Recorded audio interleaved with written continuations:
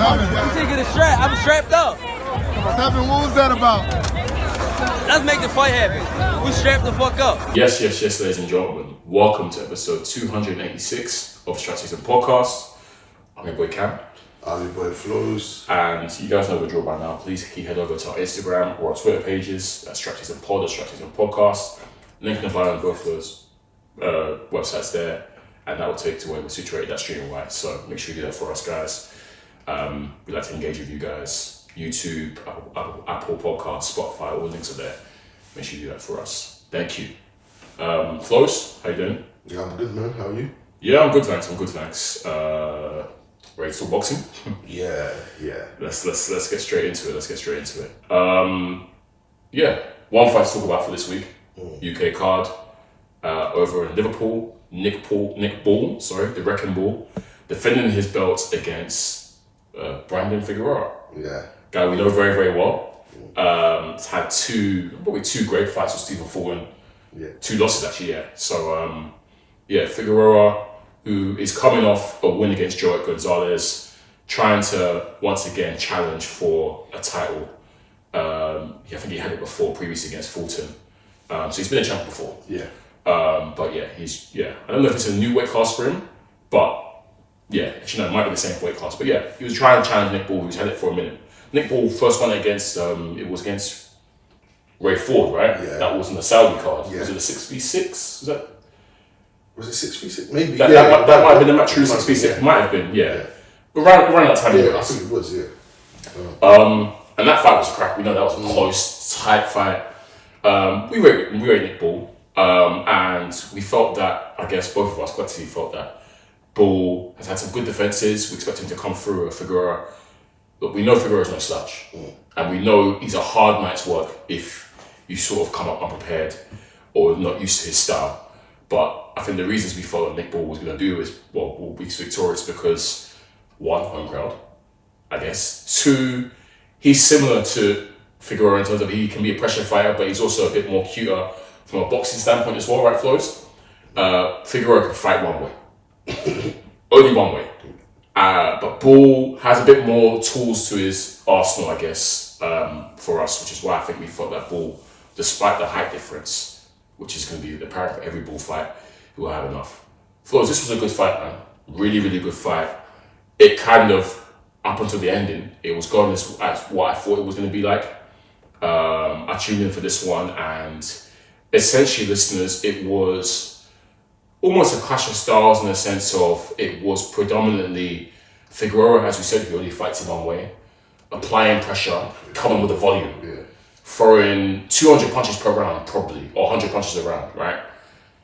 So it was Figueroa's high volume versus the, I guess, more quality work, the better shots that coming from Nick Ball. And it was one of them fights, Flowz, in terms of you score it how you prefer. Yeah. I think we've discussed this many times on pods, especially when we see that matchup between volume versus quality work, what we lean towards. Because you get some people or some judges lean towards quality work. Volume. Yeah. I think we always stand on the side of quality work. I had to use the term effective offense. And because Ball was delivering that, that's what I felt he was ahead of the scorecards leading up to the 12th. But it was that kind of fight, Flowz. Figueroa, like I said, he's I don't want to call him an enigma, bro, but for someone that's so tall, bro doesn't really jab. Yeah. He ain't trying to fight at range. Like, it looked quite funny to me, Flowz, the fact that Nick Ball, who's 5'2", all 5 foot, I think he's 5'2", right? Yeah, 5'2", yeah. I think it's crazy, by the way. What kind of height is that? Nick Ball, who's 5'2", Flowz, is the one out jabbing and fighting that distance. Yeah. And Figueroa was eating jabs the whole night, bro. How is that even possible? By the way, there's a 7-inch reach differential between the two. 1-2's coming. Brother, how does that even work? That's what was killing me. Figueroa is intent on fighting close quarters and neglecting his tools because, I think for that weight class as well, Figueroa is really tall. Yeah, exactly. But he refused to jab. He refused to fight on the inside. He just wants to fight inside. He wants to scrap from the inside, which is baffling to me. But it made quite a good contest, Flowz, in that sense because, like I said, Ball was one fighter on the outside, peppering him with jabs. The 1-2 couldn't miss. The uppercuts were flying.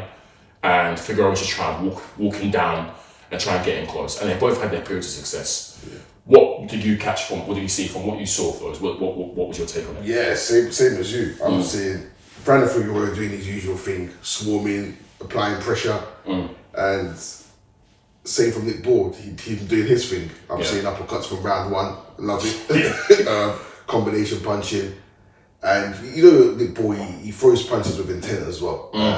He's not just trying to score point, if that makes sense. He's trying to land big shots, and that's what impresses us about him, because his shots, when he land, are meaningful and clean.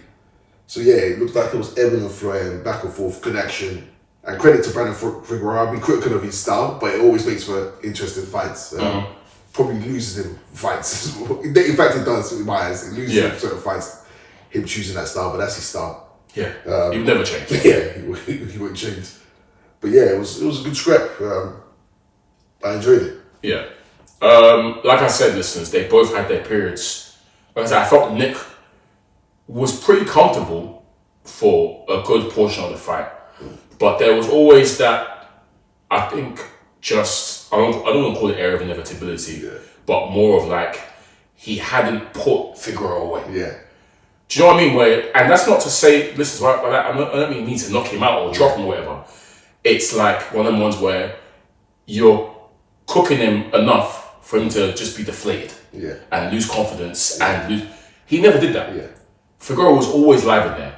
And he had Manny Robles. It's hard to do against Figueroa. Yeah, it's true. It's very hard to do. Yeah. In fact, even his two losses, he doesn't fold. He never folded. Yeah.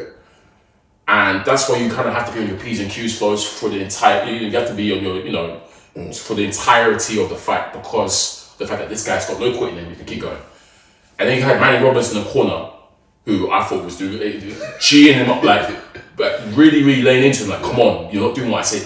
You need to, like, Manny Robles was motivating him to help. So every time Manny Robles was sort of reading the right act, Figueroa will come into the new round with new confidence, new pressure. He just had a tough round. Next thing you know, he's bounced back and he's really going for it. And sometimes Paul was able to navigate that well. But I think as the fight progressed towards the latter stages, Flowz, it was war of attrition, kind of trained on Ball a little bit. And even though I had him up, like I said, it was like, boy, this final round could be techie. Because Figueroa's going to come with everything. You kind of see he's coming with everything. Yeah. And I guess Flowz, that confidence and the fact that he just never said that attitude worked for him. Because in that 12th round, Flowz, you've seen the shocker. It happened early on in the 12th as well. It wasn't late on. They've just started engaging. Ball's thrown. He's missed. I think Figueroa's kind of slipped it and then caught him with his shot. I think they kind of were thrown at the same time, actually. And Ball face planted the floor down. I wasn't even sure he was going to get up, Flowz. It was one of the ones where I was thinking, rah. Because it was so quick and it came out of nowhere. And at first I went to talk, is he hurt? Is it? But then I realized he stayed down for quite a bit. I said, rah, he's hurt. But he looked okay when he got up. He looked fairly, he didn't look like, okay. Kind of, to me, I can't lie, his legs weren't really betraying him.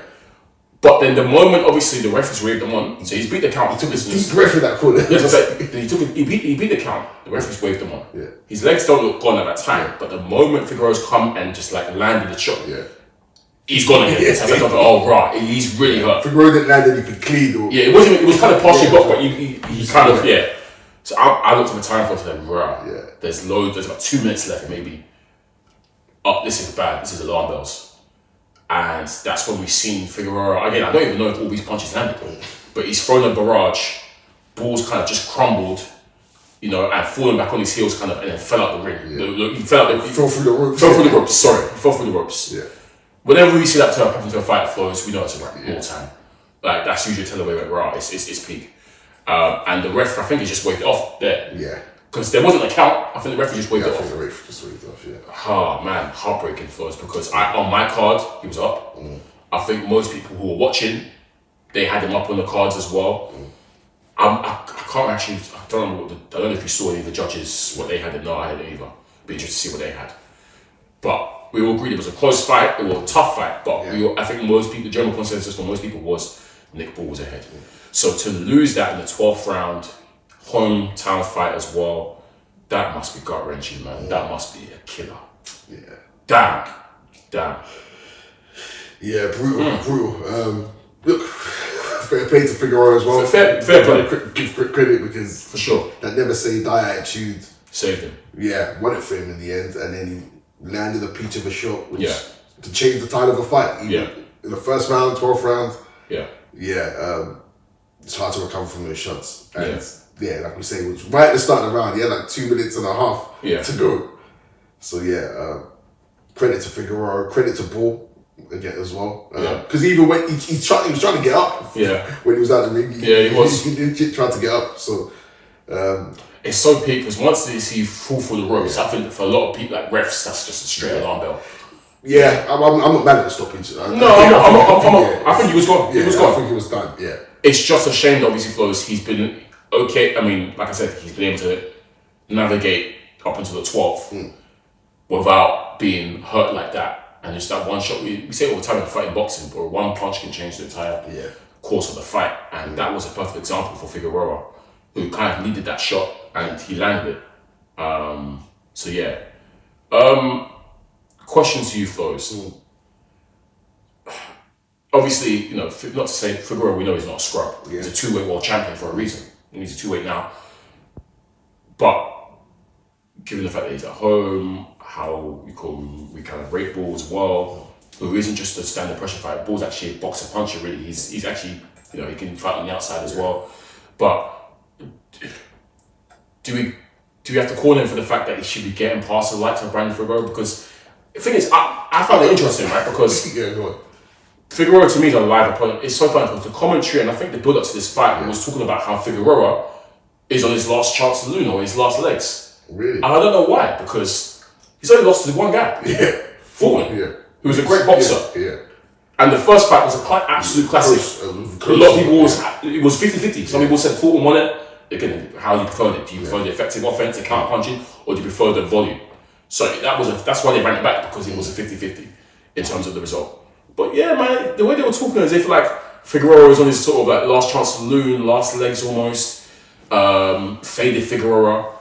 And again, like I said, he's not coming off a losing streak. He just lost to one person.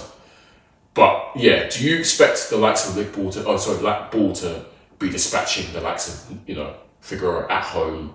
No, I'll be honest. No, not that. I think Nick Ball's, when he's up against good people, it's always close. Really, it is typically close. Like I kind of expected a close fight. Not to say that. Look, he was winning. He was winning.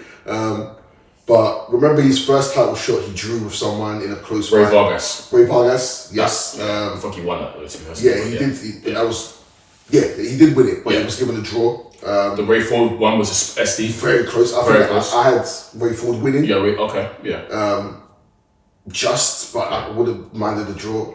And look, Brandon Figueroa, again, he hung in there with Stephen Fulton. At the time was who we thought was the best. He was the best at the time in that weight class, more or less, And it was a close fight. So I think Brandon Figueroa kind of brings out close fights. So he's tough to deal with, hard style. If you don't knock this guy out, he's coming all night. I think what gave Nick Ball more favour in my eyes is that it's at home crowd. I know he's going to have that kind of support behind him. It's going to be a cauldron for Figueroa. But if let's say this was the other side of the pond, maybe I'm saying it's a legit 50-50 because it's a different ball game in that sense. Potentially, it could be. So I'm not even too surprised that Figueroa's pulled it off. It's possible. I don't see it as an upset. I'll be real. It's just I think they can run it back. Is what I like. I was gonna say, do you think Ball should try and lobby hard for that rematch? Yeah. I think push for the rematch. It'd be a great fight. Again, I'll probably lean towards Nick Ball. But right Ball, back. He surely can do it. He surely can beat this guy. Like I said, I think he was up most of his cards. I think he was up, deservedly up. I prefer the effective offense versus just the volume. So, like I said, it's there for him. It's just mentally, again, can you do it for 12 rounds? Perfect, not perfect, but navigate a guy who has got no quit in him, who's relentless, can come with constant pressure, whether he's losing or winning or not. Can you sort of navigate that? And obviously now that Figueroa knows he can hurt him, that could change things. But I would personally like to see Ball run it back if he can and get a rematch in there. and again, it'll make for a good fight. They're both of their styles make for a good fight, I think. So, yeah, man. Just look, man. Boxing's hard. It happens, man. It happens. True. It happens, man.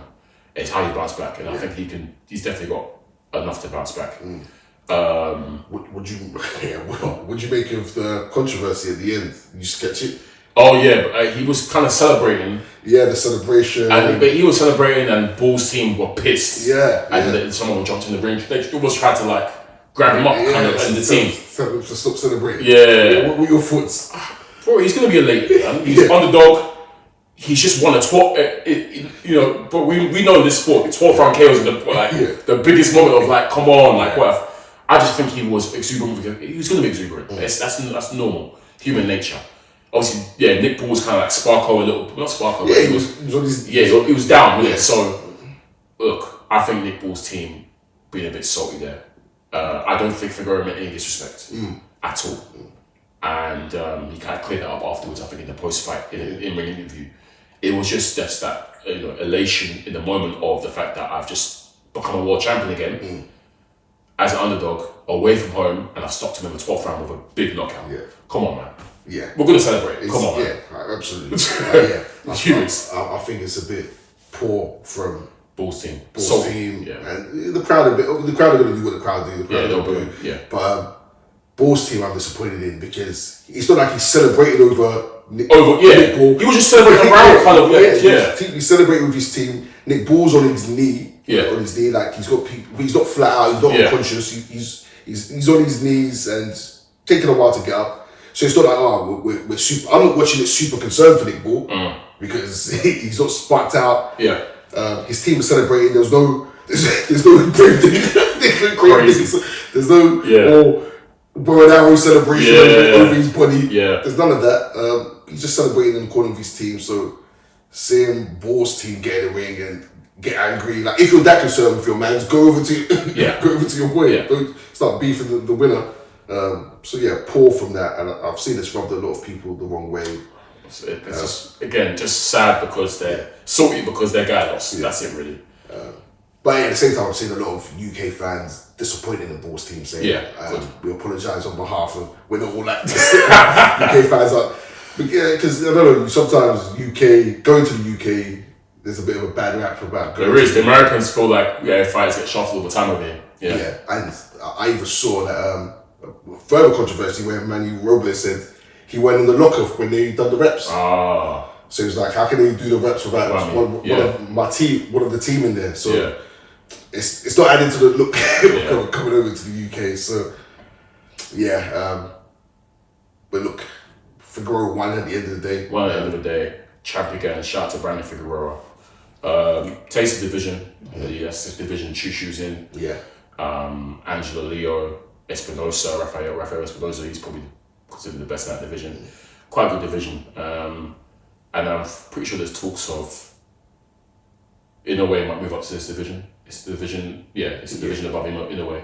There's been talks that he's looking to move up at some point. Obviously, he's got the Nakatani fight to deal with, but afterwards, maybe he might move up. So I'm sure he'll join the party at some point. But good division. If I'm Bull, I'm going to try to get that rematch, bro. I'm going to try to get that rematch. Yeah. He can be champ again. Yeah. We like Bull. Bull's good. That's just a tough one to take. Especially when we've seen it happen all the time, though, man. It happens. Flowz, that was it really for the week. I do want to shout out, bro, before, I'm assuming you might have a game for me or not. I don't know. You might. Yeah, think of one. Before we get to the game, listeners, I just want to quickly, you know how last week we were talking about, obviously we talked about Shakur and Tio, the masterclass Shakur put on a potential next move to Shakur. And I mentioned, you mentioned actually, bringing up, a certain Shock Foster, who's been calling him out and whatnot. How you were keen on seeing that next season. And I was like, I'd rather see Shock fight Ray Ford, you know what I mean? But I will shout Shock Foster Flowz. And because of this run that he's on right now of rubbishing Shakur, he's done it since the fight. I can't lie, Flowz. Shock, you've got me invested. I've changed my tune. Listeners. I usually change my tune, but I've changed my tune, Shock Foster, the way he's talking smoky, been talking smoking. He still is. Yeah. And because of the way he's talking, you know what? I got to see it now. Yeah. I want to see something. So yeah, big up Shot Foster, Ice Water. That talking has got me invested now. So I actually wouldn't mind Shakur now dropping back to 135 to fight Shot Foster. Because again, I don't think Shakur wants to do it. Yeah. But no one's talking like that to Shakur. We've not seen anyone talk about it to Shakur really, apart from maybe Tank. Maybe, but right. Tank is the non-factor. Yeah. Shot is talking smoky. So yeah, obviously we know what Shot is. He's trying to cash out on a big fight, obviously. But then it's the sparring stories as well. Yeah. So I want to big up Shot Foster Flowz, and I'm now on the train of Shot Shakur. If he drops back to 135, set it up. Yeah. Set up. Shakur says he's happy to drop back down. He says he's happy to be at 135 and 140. So, hey, if that's the case, at 135, I don't want to see you against anyone else but Shot Foster. Yeah. Because he's killing me. Yeah. Sorry, Lamont Roach, because Lamont Roach has been jumping in there as well. Yeah. Shot Shakur, let me see that first before we see anything else. Yeah. So yeah, man. Yeah. Devin also been. I don't know if Devin's always. They've got Liverpool first. they've got mutual respect. Yeah. Obviously they had a little back and forth before, but that was when obviously Devin was king at 135 and Shakur was trying to get him in the ring. But it's clear between the both of them there's serious mutual respect.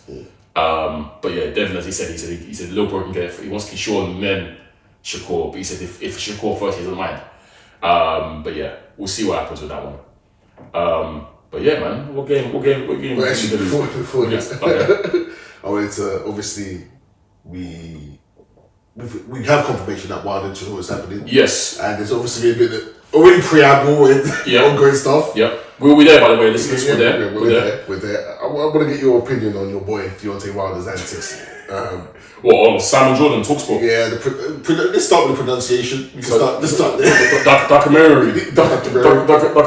And obviously the surfacing of these cheating allegations. So let me just before I get into it, he's not my boy. Just want to make it sure. I'm pulling up to Chisora Wilder for a reason, and that's not to support Deontay Wilder. Secondly, Flowz, the PTSD this guy has with Fury is crazy. Yeah. He said they've got a documentary coming out at some point, which is going to address, which he still clearly in his heart of hearts believes Fury cheated with his hand wraps, water spiked. He said that's all facts. It's really sad. I can't lie, bro. It's sad to see. It's sad to see that someone can't take accountability for a loss. 3 times, by the way, he's had 3 opportunities to beat this guy and failed every time. 3 opportunities. So let's say one was dodgy. Instead of every single one of them was, because the other 2 you got knocked out. You got stopped. Both other times you got stopped, right? Yeah, man. Come on, Deontay. That's ridiculous, man. The cheat allegations are bogus. I don't believe Tyson cheated, but clearly this guy has not been able to take it within himself that he lost to the better man, and bro, that's probably why he's in the situation he's today. Can't lie. 50th fight. This is literally a retirement match against Derek Chisora.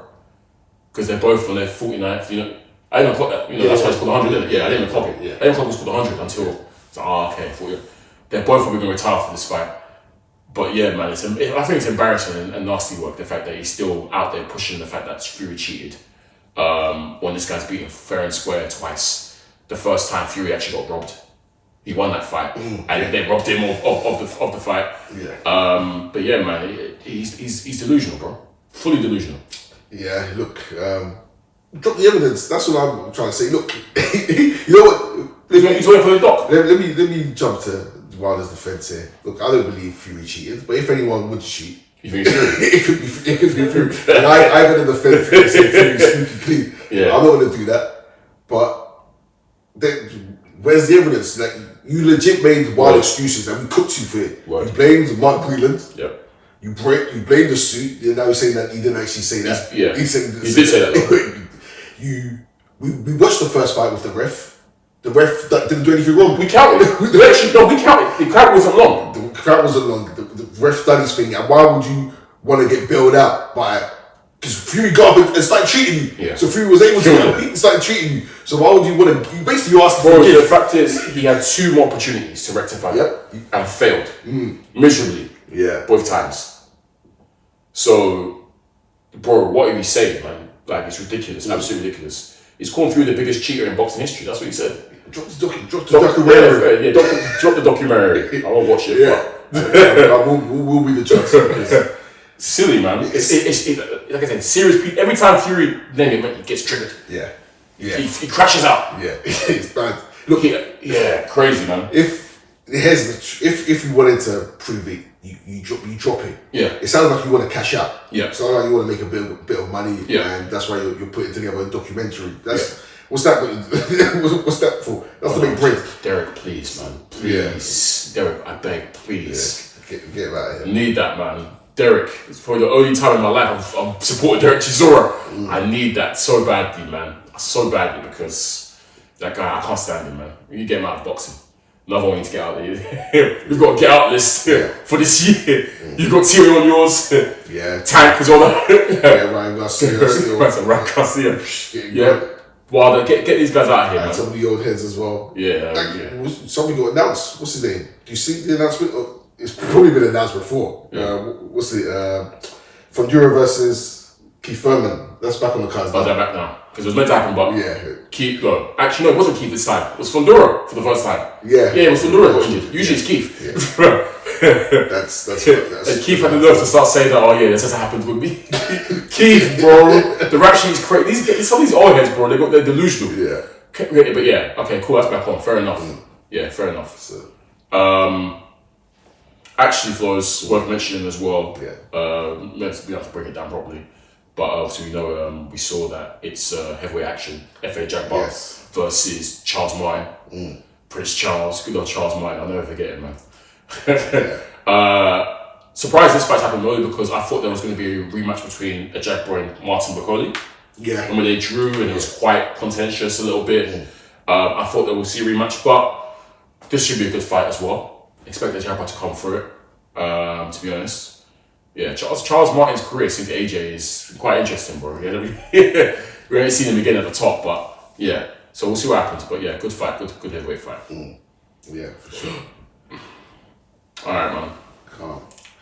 Okay. What should we do? If you plan, but we can pull something up. Okay. What do you reckon? Would you want a quiz, head to head, or just drop ideas? Quiz could work. Quiz could work. We did head to the last time we could do quiz. Yeah, let's find a boxing quiz. Let's test our boxing knowledge. Boxing quiz questions. There we go. That was this first one. Yeesh, it's a tough one. Yeesh. Alright, let's see. So who became, how many questions is this? 15 questions? 15, okay. Oh, wait, we've got a time on that one. Chill. Let's do this one. Calm. Actually, buddy, let's do it. We both answering, yeah? Yeah, we'll both answer. Okay, cool. We'll see. Alright, what popular bare knuckle fighter was known as the Boston Strong Boy? Yeah. Is it multiple choice? Yeah, multiple choice. Okay. James J. Corbett, Floyd Patterson, John L. Sullivan, Joe Lewis. The Boston Strong Boy. It's not Joe Lewis. I don't think it's Floyd Patterson either. Boston. I'll go Sullivan. Sullivan? Yeah, Irish. Boston. Yeah, that sounds Irish. Yeah, nice. Yeah, cool. Calm. Love him. One of the most popular heavyweights. Yeah. Never heard of him. Have you? Yeah, nope. Okay. Which Academy Award-winning film documents the Rumble in the Jungle, in which Muhammad Ali knocked out George Foreman in Kinshasa, yeah, Zaire. Read out the options and then we'll... $1 Million Baby, not that. It's not that. When We Were Kings, Rocky, Creed 2. When We Were Kings, yeah. Calm. Process of Elimination, yeah. Fly. Haven't heard or seen that film either. No, we probably need to talk about boxing films. Yeah, we'll have a segment on that. We've always got some interesting things to say about boxing films. They're very, very interesting. Alright, okay. Third question. Who became in 1994 the oldest man to win the World Heavyweight Boxing Championship? Is that Ali, Fraser, Foreman, Liston? It's George, isn't it? Yeah. George.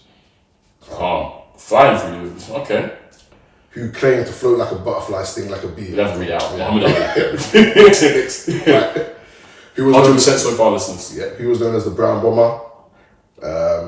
Jersey Joe Walcott, Larry Holmes, Ezra Charles, Joe Lewis. Joe Lewis. Lovely. This is good. Who was the first European to win the World Heavyweight Boxing title? Ingmar Johansson, Laszlo Papp, Lennox Lewis, Max Schmeling. Okay, so it's obviously not Lennox Lewis. Yeah. Oh, I've heard of all three of them. Have you? Yeah. Yeah, okay. That's I think it could be Laszlo, I don't think was a heavyweight. It could be Ingmar, Max, but I'm gonna go Max. Oh, clutch! Nice. This is nice. Ooh. Max Schmeling became the first European to wear the world heavyweight title in June the 12th, 1930. He defeated Jack Sharkey by disqualification. Schmeling was from Germany. Tell by the name. He was the first African American to hold the world heavyweight boxing championship.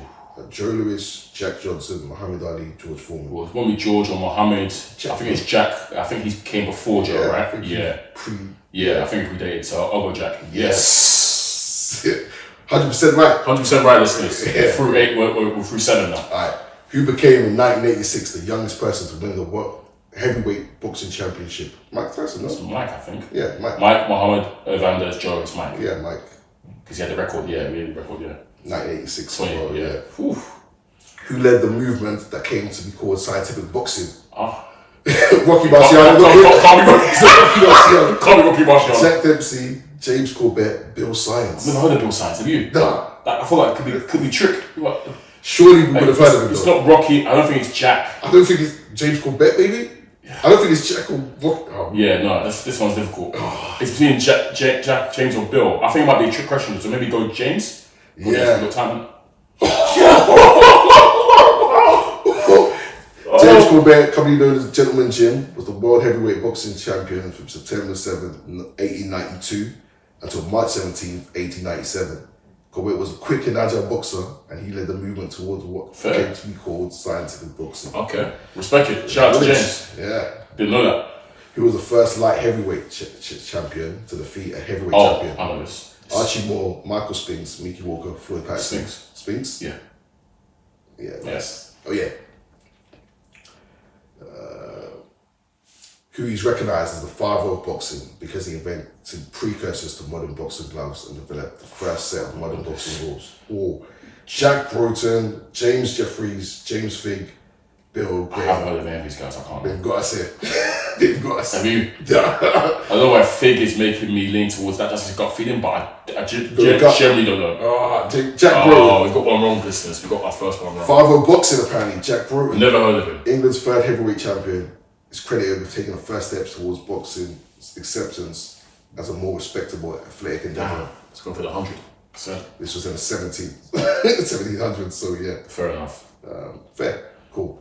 He was world heavyweight champion from 1952 to 1956 when he retired undefeated in 49 fights. We know this. Rocky Marciano. Yeah, also Joe Louis, Rocky Marciano, Barney Ross, Jersey Joe Walker. Yeah. It's that fake record. Rocky Marciano. Yep.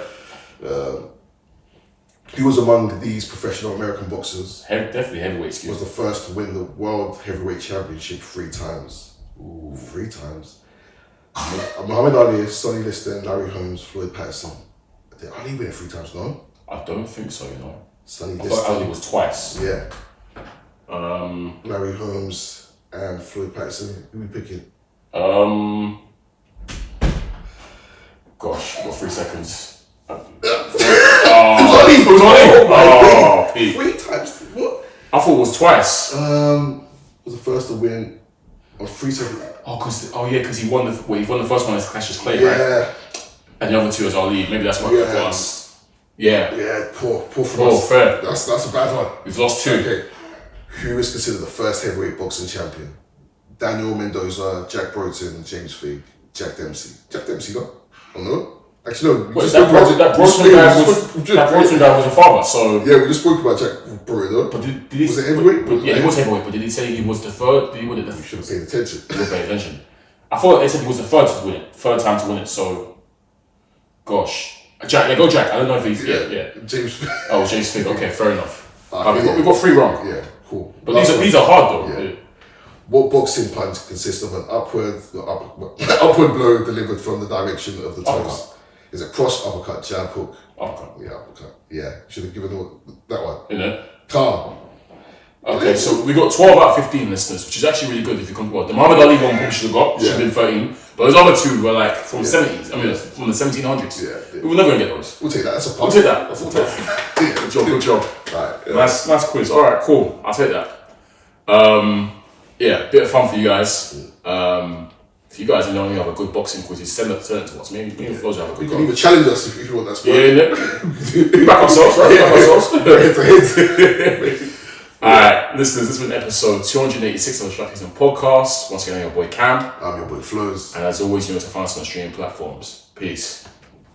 I'm taking a strap. I'm strapped up. What was that about? Let's make the fight happen. We strapped the fuck up.